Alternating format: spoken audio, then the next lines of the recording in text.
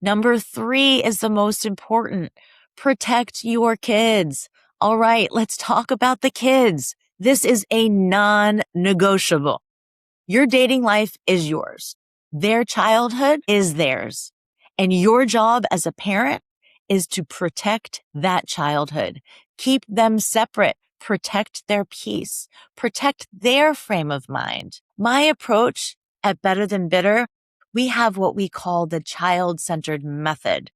And it's not all about the children, but it means that every action, every reaction, every behavior should be put through a child-centered lens. What would it feel like to be a child on the other side?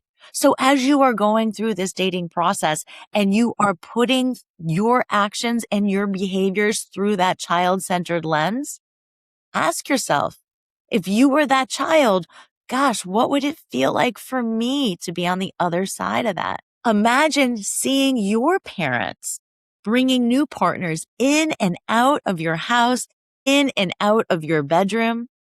Before your divorce is even final, put yourself in their shoes. Empathize. Look at this from their perspective. The other thing that happens with children is they begin to feel like you are making a choice, that your dating life is more important than them.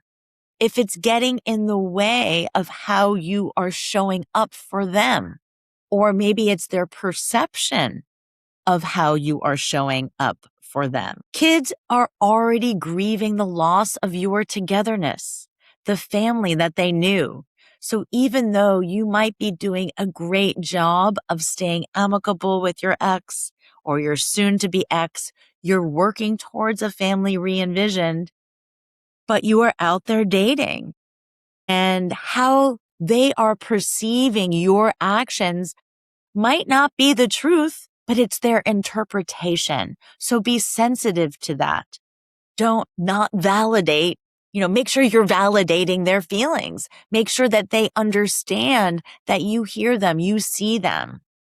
It doesn't mean you don't have the opportunity to date. It's just the way by which you are approaching it and having an understanding around the effects of what you are doing at that time.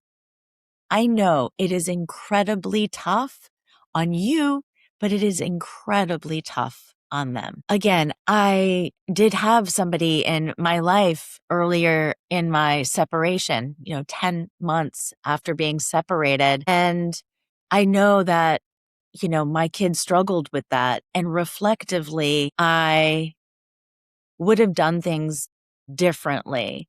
And now that I'm further away from it, I'm giving you advice based on personal experience. And again, I didn't have anybody giving me advice before I moved forward into that dating world and how my children were going to, like I said, interpret it.